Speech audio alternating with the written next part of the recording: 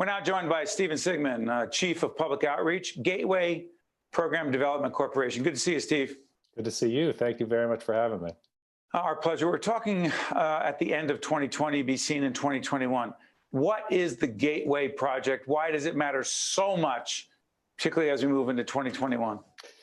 Yeah, I mean, look, we're still dealing here in almost 2021 with a 110-year-old one track in, one track out system between New York and New Jersey that is the busiest part of the entire Northeast corridor that carries 800,000 people a day, certainly before COVID, and we expect it to again, and is a vital link to 10 to 20% of the nation's economy. So, I mean, look, as you well know, Steve, we've been talking about replacing this train tunnel and this system for 20, 30 years at this point. It's really well past time that it gets done.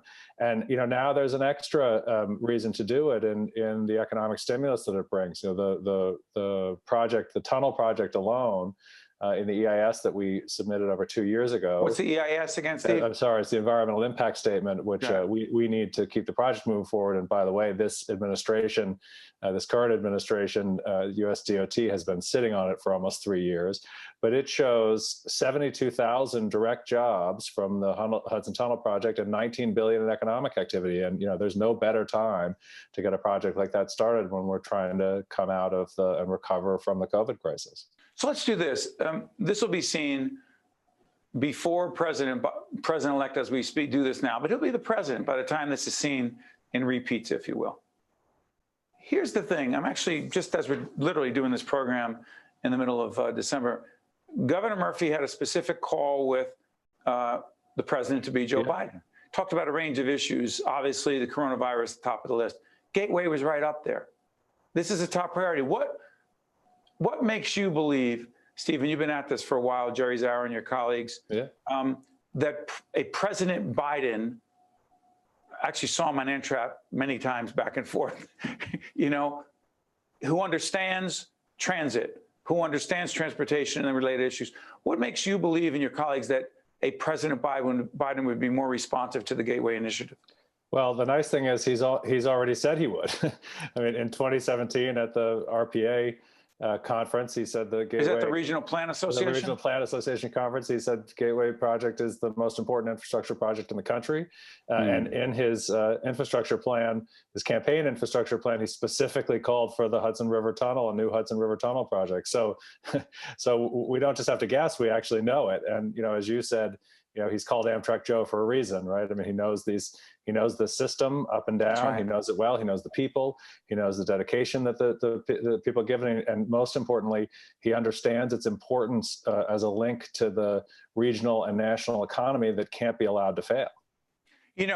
We focus on public policy, less politics. It's not our thing, but it's very hard to separate at times, Steve Sigmund. So I'm going to ask you about New York and New Jersey working together, our two governors. My understanding, and I could be wrong, is that a report that came out recently called, is it the London Bridge Report? Yes, London Bridge Associates, yeah.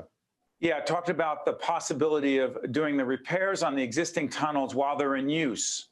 Now, Governor Murphy has said absolutely not. I believe Jerry Zauer, who is a leader of your organization, said absolutely not. Unless I'm wrong, New York Governor Andrew Cuomo has said, let's look at that. That's a problem. Well, look, I mean, the report that you refer to is a feasibility study that we had done and actually started way back in 2019. And the consultant's conclusion, as you suggest, is that you could do a full rehab in place while you built the new tunnel. So let's understand a couple things. One, the project is the same project no matter how we sequence it, right? The project is build a new tunnel, two-track tunnel under the Hudson, and fully repair and rehabilitate the existing tunnel so it lasts another 100 years. So you have four tracks into and out of New York, and that'll connect with an expanded Penn Station, et cetera, right? So this feasibility study was to look at whether you could do all or pieces of the rehab sooner, And, maybe there are pieces we can do. I mean, we want to take a look at the report and determine its feasibility. You have to remember what's happened here is that we've spent the last 4 years, instead of building this project, just trying to keep it alive, right, through the Trump administration. Is it a lost opportunity? And we've done that. I mean, oh, absolutely. I mean, look, it's been a lost opportunity for 30 years. I mean, this is not anything new. We should have built ARC. Steve, do me a favor, stay right there. Stay right there. And Nicole, our producer, do me a favor. As we're speaking, we haven't done justice to this. Let's show some pictures of what the tunnel looks like, because Steve Sigmund can talk about it. It's another thing to see it. Keep talking. We're going to show those pictures. What are these? How bad is it? Because you talk about these 30 years. How bad, Steve? Well, look, I can just give you some numbers. I mean, the Northeast Corridor Commission did a study over 5 years that showed, I think it was 2,500 hours of delay, and as much as an equivalent of 5 days, and there were 85 incidents where there were more than 5 hours of delay. So I mean, look, the existing tube, it is 110 years old as of November 27th, 2020. Right? Happy birthday to it. But it has done its job.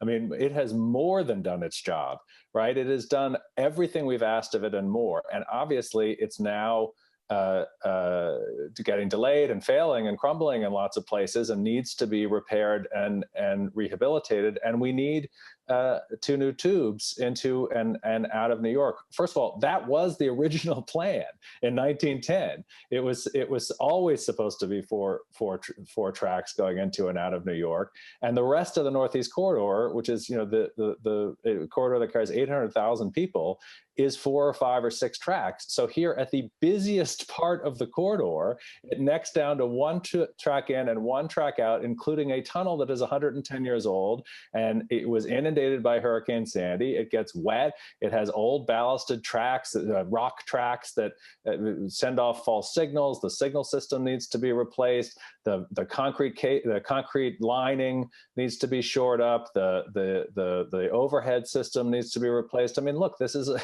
anything that's 110 years old, you can't ask it to do the same job it did on day one. So let's do this, Steve. We've had many conversations about this initiative. It's not new, but it's more important than ever. We'll stay on top of it. We'll keep creating public awareness around it, and particularly because we are seeing in the tri-state region, the New York, New Jersey connection is what it is. And it's so critical to be able to go back and forth in a way it makes sense. It's transportation, it's environmental, it's quality of life. It's nothing it affects every aspect of our life. And it's economic stimulus. I mean, it's all of those things. You said it better than I could. I mean, it is all of the things that we want to accomplish as policymakers is really contained in this one project. Stephen Sigmund, Chief of Public Outreach, Gateway Program Development Corporation. Steve, I want to thank you so much for joining us. We really appreciate it. Thank you, Steve. I appreciate the time, and I appreciate all your attention to this, even during a period of time when we were all trying to keep it alive. So now, we look forward to it really getting started in a real way.